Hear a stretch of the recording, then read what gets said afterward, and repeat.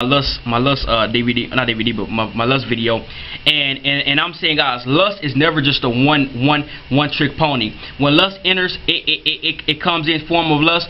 It'll cause depression. Just think if you're that woman, you saying, oh man, I love that lustful passion that we had, that sex we had, and then the guy abandoned you. See, lust and sin is never just one thing. It creeps in as one thing, but lust is like this. It's like cancer. It comes in, but it begins to spread out. And why I'm so passionate about this issue of lust in relationships and sex outside of marriage is because it breaks up families, man. I mean, just think, you got excited in your body, you got horny, y'all slept together, y'all had a one-night floozy, she got pregnant. Okay, that woman has to carry that baby for 9 months. She has two options: either get an abortion or have the baby, and then you leave her, brother. If you slept with a woman and your semen entered her egg, that is wrong for you to leave. That is your child. You have a responsibility to be there, even if she was just a one-night floozy. Then I hate to use those types of terminology, but I got to get my point across. Guys, we have to understand what the enemy is doing with lust. It ain't just about sex and screwing each other.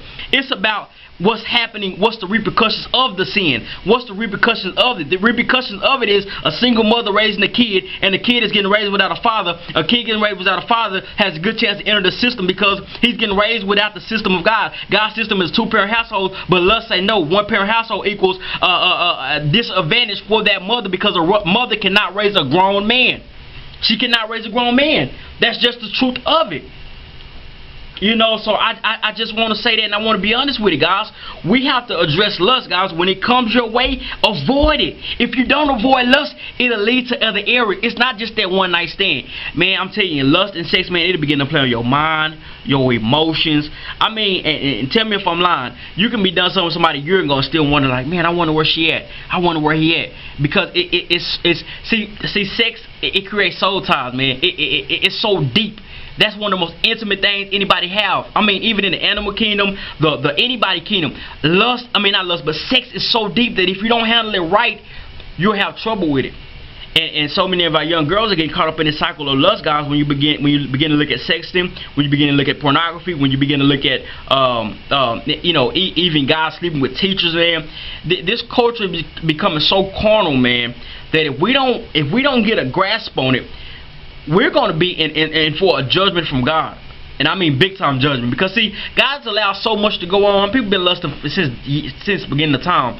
But when you be starting to get so carnal to where nakedness is on normal TV, not natural, but when nudity is on regular TV, I got a problem with that because I got a daughter.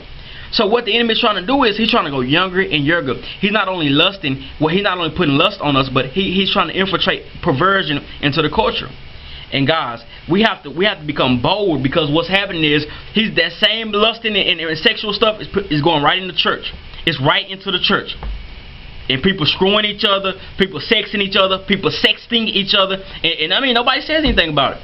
You know, but God says something about it, and He says it's wrong. And if you're dating that sister, man, and you can't resist her, the Bible say marry her. And I'm not saying marry her, but the Bible say if you cannot resist, if you can't resist her, then don't handle those passions in the marriage. That's what the Bible says. But I want to go to another scripture. I want to go to Matthew as I close this out. And Jesus said, Matthew 5:30, Jesus said, and if your right hand causes you to stumble, I mean, if you can't stop stealing, he was speaking kind of metaphorically, but he said, cut it off and throw it away. It is better to lose one part of your body. Boy, I can go a whole lot with that. It is better to lose one part of your body than for your whole body to be thrown into hell. Now, a lot of people think hell is fake. A lot of people do.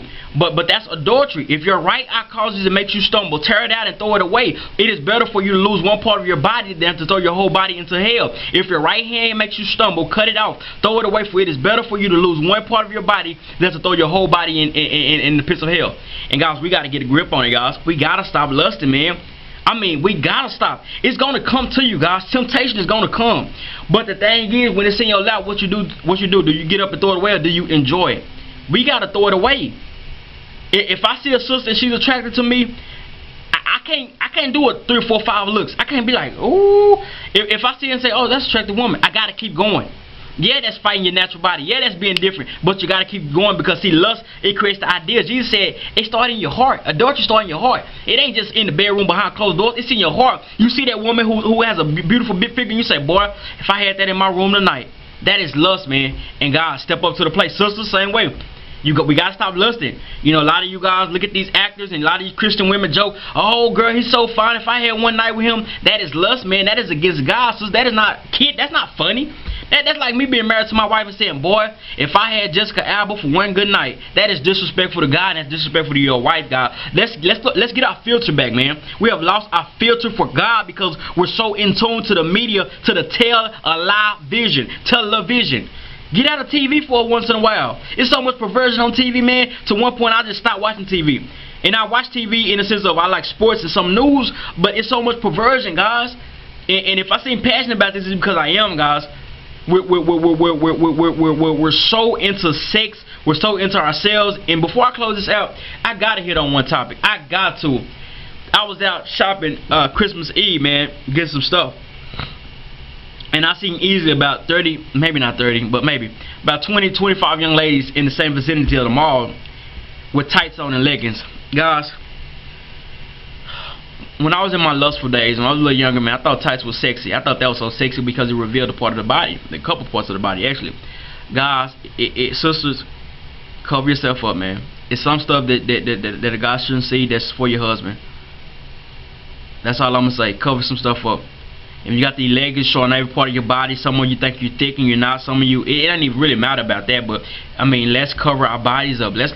And I'm not saying you got to go dress to your knees, but dress with some with modesty. Dress respectfully, guys. You represent your bloodline. You represent your mama, your daddy, your uncle, your granny. We got to get back to representing ourselves with some dignity. If I'm a king and I represent my mama, then I'm gonna dress appropriate, man. Pull up our pants, man. I mean, we got to get back to being respectful and respecting each other. I'll tell you this and I'm going to end this. Nobody's going to respect us if we don't respect ourselves. Remember that. I'm D-Man and I'm out. Be blessed.